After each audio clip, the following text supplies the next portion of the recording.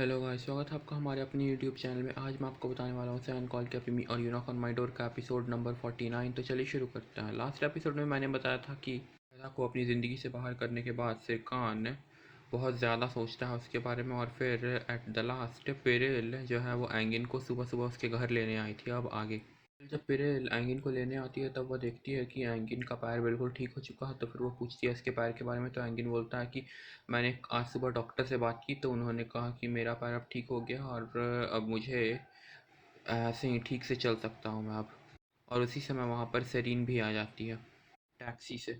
Serine बोलती है कि तुम्हारे पैर बिल्कुल ठीक हो गए, चलो अच्छी बात है। एंगिन एक बार फिर से वही बात दोहराता है कि आज मैंने डॉक्टर से बात की और उन्होंने कहा कि अब मेरे पैर बिल्कुल ठीक हो चुके हैं। सेरीन बोलती है जैसे ही मैं आपके घर के सामने से पास हो रही थी तो मैंने सोचा कि आपको कार्यालय में छोड़ दूँ। प्रिल से बोलती है बहुत बहुत धन्यवाद, लेकिन मैं इससे ले जाऊंगी, आपकी इसकी कोई ज़रूरत नहीं है आपको ले जाने की, कि हम एक ही ऑफिस में काम करते हैं। मैं एंगिन को ले जाऊंगी ऑफिस तक, तो वैसे चिंता करने की ज़रूरत नहीं है। तो फिर सिरिन बोलती है मैं वैसे में परेशान नहीं हो रही हूँ, मैं रास्ते में ही हूँ अपने ऑफिस के। फिर एंगिन टॉपिक चेंज करके बोलता है दरअसल ऐसा है कि पहले ही हमारा डिज़ाइन किसी ने चुरा लिया है, इसलिए मैं पहले वर्कर हाउस जाऊंगा और वहाँ पर एक जो नकली प्रोडक्शन है आप जानते हैं, मुझे उसकी जांच करनी है। ये आप दोनों के खिलाफ है तो मुझे एक आकृति मिली जो वहाँ पर कूद कर जाती है। फिर बोलते हैं चलो ऐसा करते हैं कि मैं तुम्हें अभी वहाँ तक लेकर चली जाऊँगी, इसके बाद फिर हम वहाँ से ऑफिस चले जाएंगे। फिर सरीन इस बात पे ऑब्जेक्शन उठा देती है, बोलती है नहीं, हमें एक फ़ाइल की जांच करनी थी और यह पत्रिका के बारे में है। ये पहले जांच करेंगे उसकी, उसके बाद फिर ऑफिस जाएंगे। फिर प्रिल बोलती है नहीं ऐसा मत करो, अली बेचारा तो फंस के रह गया। फिर सरीन और प्रिल बहस करने लगता है तो और एंगिन चुपके से वहाँ से निकल जाता है। टैक्सी बुलाता है और फिर उसमें बैठकर चला जाता है। एक सेकेंड, इसके पास तो कार है तो ये अब टैक्सी से क्यों जा रहा है, कुछ तो गड़बड़ है दया। जब वह टैक्सी में बैठकर चला जाता है तब इन लोग दोनों का ध्यान लड़ाई से हटता है और वे लोग उसे देखते हैं। दोनों भी जाकर अपनी अपनी गाड़ी में बैठ जाते हैं। फिर एला को गाड़ी से उतरते हुए दिखाया जाता है कि सिरकान के घर आई हुई थी, और फिर सिरकान को दिखाया जाता है जो कि स्केच कर रहा होता है कुछ। अदा उसके घर के पास आती है और सिरकान उसे उठ कर देखता है। उसके डेस्क पर सिरकान और अदा के फ़ोटोज़ रखे हुए थे, उसे छुपा देता है बुक्स के बीच में। अदा सिरकान के पास जाती है और बोलती है हेलो, तो फिर सिरकान बोलता है हेलो। फिर अदा बोलती है मैं आपको अंगूठी वापस करने आई थी। सिरकान बोलता है तुम ये क्या कर रही हो। अदा बोलते हैं तुम क्या समझते हो। सिरकान बोलता है नहीं, अगर आप अंगूठी वापस करना चाहते हैं तो आप खुद क्यों आए, कोई और भी ला सकता था। बोलती है मैं खुद ही इतनी महंगी अंगूठी लाना चाहती थी, ठीक है। वह अंगूठी निकालने का ट्राई कर रही होती है अपने हाथ से, लेकिन निकल नहीं रही होती है अंगूठी। ये तो कॉमन है। कौन बोलता है आप ये अंगूठी रख लीजिए अदा, अंगूठी हम पहले ही दे चुके हैं, उसे वापस नहीं लेंगे। अदा बोलती है हम उस आदमी की अंगूठी भी नहीं पहनते जिससे कि हम नफरत करते हैं। साबुन लगाकर अंगूठी निकालने जाती है तभी सिरकान उसे रोकता है, बोलता है नहीं अदा, बिल्कुल भी नहीं। अदा बोलती है ऐसा क्यों। और फिर सिरकान उस रिंग को देखता है और बोलता है क्योंकि तो लगा था कि वो बोल ही देगा, लेकिन वो बोलता है अब लोग बात करते हैं, हम दोनों लगे हुए हैं और ये प्रेस में भी पता है, इसकी कोई ज़रूरत नहीं है, तो मुझे एक समाधान खोजने दे, बाद में आपको जब बोल दूंगा तब आप इसे वापस कर सकती हो। बोलती है मुझे सूचित मत करना, लैला को फ़ोन करने देना। बोलती है मैं तुम्हारा चेहरा दोबारा नहीं देखना चाहती सिरकान बोलत। फिर वापस चली जाती है। जब जाती रहती है तब फिर सिरकान की मॉम अदा को रोकती है और बोलती है कृपया आप यहाँ आ सकते हैं। अदा बोलती है अब इन्हीं की एक कमी थी। उसके बाद फिर उनके पास जाती है गुस्से में और बोलती है कि चिंता मत करिए, आप फिर से सेवड़ा को नहीं देखेंगे। मैं अब तुम्हारे बेटे का चेहरा दोबारा नहीं देखना चाहती। मैं अंगूठी वापस करने आई थी मगर तुम्हारा पुत्र वापस नहीं ले रहा है, मगर चिंता मत करिए मैं इसे जल्द से जल्द लौटा दूंगी। फिर सिरकान क्यों बोलती है लेकिन मुझे पता नहीं था कि यह कहाँ प्रथागत है, लेकिन हमारे साथ दिया गया उपहार वापस नहीं लिया जा सकता। फिर सीट ऑफर करती है, बोलते हैं चलो बात करते हैं विद सम कॉफ़ी। बोलती है यहाँ बात करने के लिए कुछ नहीं है वास्तव में। तो फिर सिरकान क्या बोलते हैं चलो पहले कॉफ़ी पीते हैं। तो फिर सिरकान के पास अदा की चाची और बोलती है हाय रोला।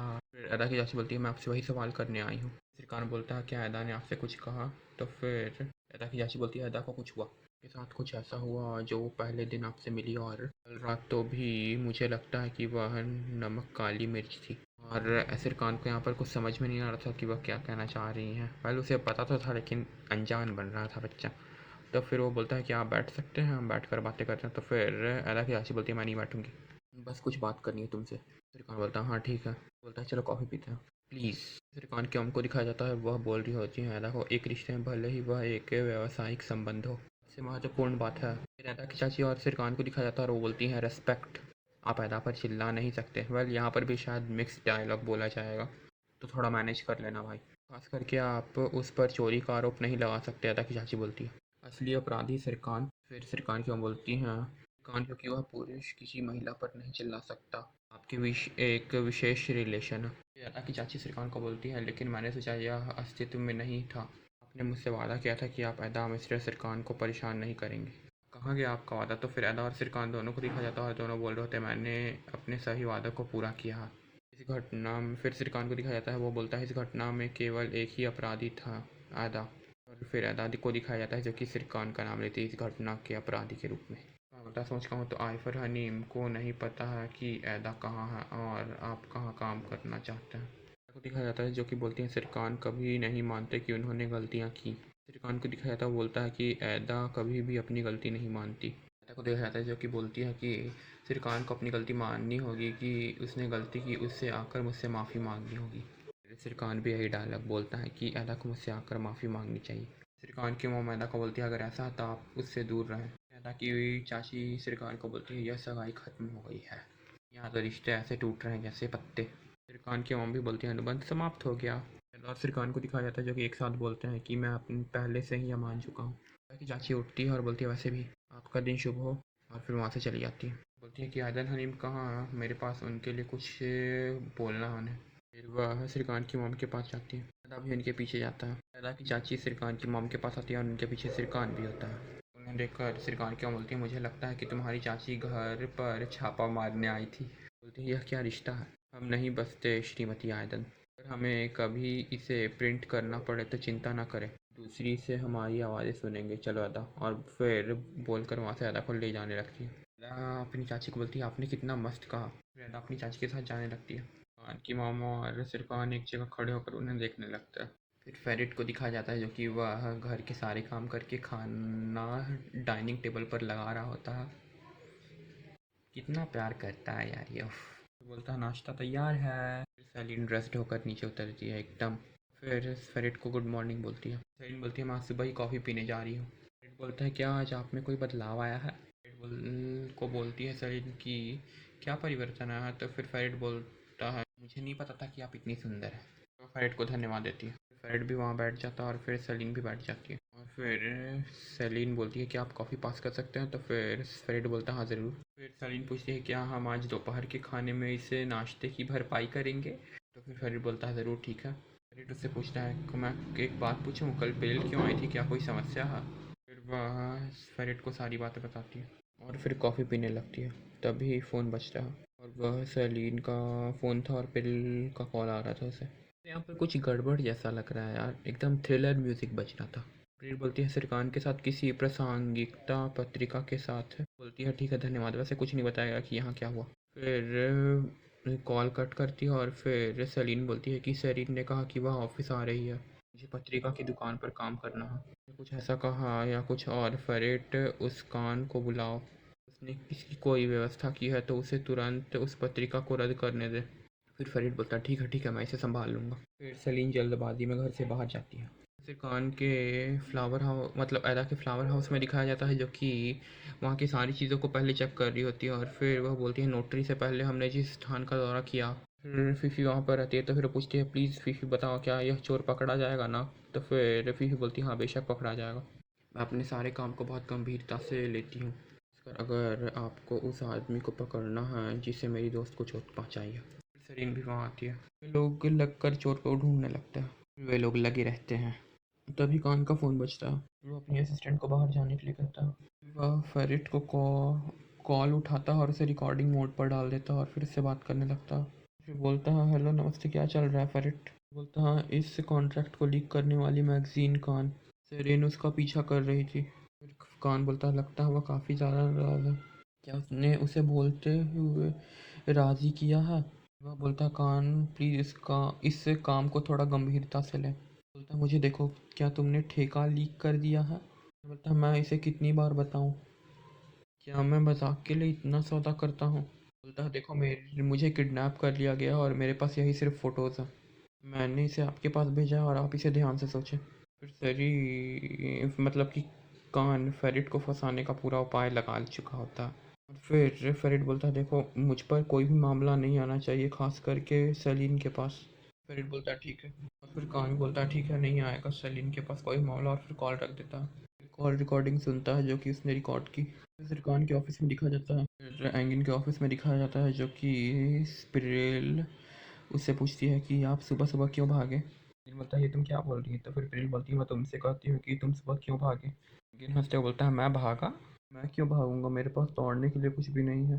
प्रिल बोलती है बात को इधर उधर मत घुमाओ, सीधी तरह बताओ कि तुम क्यों भागे।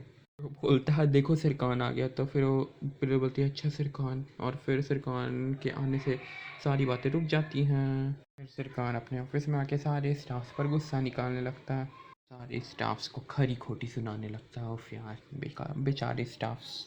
आप सब मेरी बात सुने, आप लोगों ने बहुत आराम कर लिया। कौन बहुत गुस्से में था, फिर वह सारे लोगों को बहुत सारी बातें सुनाता है, अपने ऑफिस में चला जाता है। फिर एंगिन और प्रिल को दिखाया जाता है, फिर एंगिन प्रिल को पता है इससे कोई फ़र्क नहीं पड़ता, तो फिर प्रिल बोलती है वह अभी भी गुस्से में है, आग उगल रहा है। फिर लैला उनके पास रोते हुए आती है सिसकियाँ लेते हुए, और फिर बोलती है पुराना से कान बोल्ट वापस आ गया है। आप वापस आ गया है, वह ऐसे बोल रही थी जैसे कि एक मॉन्स्टर आ गया वापस। एला चली गई और फिर यह मुख्य जल्लाद वापस आ गया। फिर सिरकान लैला को बुलाता है, फिर वो बोलती है मुझे बुला रहे हैं तो मैं चलती हूँ। एंड्रोम बोलता है भागो भागो जल्दी जाओ। फिर एंड्रोम उसके जाने के बाद बोलता है मुझे इस लड़की के लिए बहुत खेद है, मैं माँ कसम खाता हूँ। ठीक है वैसे भी मैं तुम्हारा अभी आत्मविश्वास पूरा किया है। फिर वो बोल ही रहा होता है कि एंगिन और पिरेलू से देखता है। पिरेलू बोलती है हम क्या कर रहे हैं, तो एंगिन बोलता है हम धैर्य रख रहे हैं, हमेशा की तरह हम धैर्यवान हैं। लैला और सिरकान को दिखाया जाता है, जो फिर सिरकान लैला को बोलता है आप किसका इंतज़ार कर रहे हैं लैला। लैला बोलती है ठीक है मैं इसे अभी कर दूंगी, तो फिर सिरकान बोलता है हाँ जाओ ठीक है, बोलकर लैला जाने लगती है। फिर पिरेल और एंगिन सिरकान के ऑफिस में आते हैं, वो बोलता है एंगिन हमने उस कार्यशाला को ही नहाने में ही रोक दिया है ना। फिर पिरेल की ओर देखता है एंगिन और बोलता है हाँ। फिर एंगिन बोलता है इसलिए मैं चाहता हूँ कि उन्हें सज़ा मिले, बिल्कुल ऐसी ही, फिर से कार्यशाला में पैर नहीं रखने चाहिए। एंगिन इसकी बात से हामी भरता है, बोलता है don't be this much serious Sirkan. फिर सिरकान बोलता है नहीं मैं नॉर्मल नहीं हो सकता एंगिन, ठीक है। एंगिन बोलता है ठीक है मैंने वह काम पूरा कर लिया, वकील इस काम को कर रहे हैं चिंता ना करें। सिरकान बोलता है ठीक है अच्छा मैं सब कुछ इसके लिए सूचित कर दिया जाना चाहिए। बोलता है पेरेल और फाइलें, परियोजना के बारे में हमारे पास जो भी फाइल है मुझे सब चाहिए, ठीक है। यह डिज़ाइन सुधार ग्राहक के साथ है पत्राचार जो भी हो, मुझे सारी फाइलें चाहिए एक एक कर उसके ऊपर से गुजरते हुए। हम उन सभी को स्कैन करेंगे ठीक है, हमें इसका तुरंत ख्याल रखना होगा अभी अभी। फिर प्रिल बोलती है सरकार मैं उसे आपके पास लाऊंगी, लेकिन एंगिन रुक कर उन लोगों के बीच में बोलता है अब उस समय आपके लिए हमारे पास एक बुरी खबर है, आपने इच्छित अधिकांश दस्तावेज़ों तक पहुंच प्राप्त करना संभव नहीं है। तो फिर सिरकान पूछता है ऐसा क्यों है। फिर एंगिन बोलता है क्योंकि एदा को नोटरी और पेटेंट मामले की देखभाल करने के लिए, अगर याद है तो हमने पावर ऑफ अटर्नी दी थी जो आपके मंगेतर हैं, और उनके हस्ताक्षर के बिना। फिर सिरकान पूछता है आप मजाक कर रहे हैं ना, क्षमा करें हम ऐसा नहीं कर सकते। सिरकान बोलता, यह सुनकर हंसने लगती है, और फिर एंगिन बोलता उसने क्या किया, आपने ही तो एदा को वह काम दिया था और कहा था नोटरी और पेटेंट व्यवसाय का ध्यान रखना। हमने भी सोचा कि एदा पहले से ही आपकी मंगेतर है, आप उसे कॉल कर सकते हैं और अच्छी बात कर सकते हैं, हम सभी समस्याओं का ध्यान रखेंगे। एंगिन को सिरकान बोलता है हम इसे इस तरह से करेंगे, तुम एदा को बुलाओगे ठीक है, यह हस्ताक्षर या नोटरी वैसे भी अब आप उन सभी के बारे में बात करेंगे, इसे करवाएं ऐसा क्या जाएगा अब। फिर एंगिन पिल को इशारा करता है यह मुझे कह रहा है, और फिर बोलता है आप इसे नहीं कहेंगे है ना। एंगिन और पिल हम इसे संभाल लेंगे बोलकर वहाँ से चले जाते हैं। कान अपने कमरे में बैठकर काम करने लगता। अभी एजाक के शर्ट से गिरा हुआ वो बैगनी कलर का फूल उसकी टेबल पर रखा था और उसकी नज़र उस पर जाती है, वो उसे अपने लैपटॉप के पीछे छुपा देता है, कंसंट्रेट नहीं कर पाता। फिर वो अपने एक स्टाफ के पास जाता है जिसका नाम मुराद था, और बोलता है मैंने कॉन्सेप्ट मैप के लिए कहा था मुझे दिखाओ, और वह उसे कॉन्सेप्ट मैप दिखाने लगता है। फिर वह लैला को कॉफ़ी लाने के लिए बोलते हैं सिरकान। एंगिन और सिरकान को एक कमरे में बैठे हुए दिखाया जाता है, मतलब सिरकान के ऑफिस में, और फिर वो बोलता है अच्छा हुआ कि वकीलों ने दुकान बंद कर दी, क्या आप अभी भी चाहते हैं मैं फ़ोन करूँ। बोलता है नहीं बंद होगा तो कोई ज़रूरत नहीं। पूछता है कि आपने अदा को फ़ोन किया। आज का एपिसोड यहीं पर ख़त्म होता है, और अगले एपिसोड में जाना है कि क्या अदा वापस आएगी और फिर कॉन्ट्रैक्ट के बारे में सिरकान की हेल्प करेगी कि नहीं, इसके बारे में हम देखेंगे अगले एपिसोड में। तो सी यू गाइस लेटर। और अभी तक अगर चैनल को सब्सक्राइब नहीं किया तो सब्सक्राइब कर दो। Bye bye.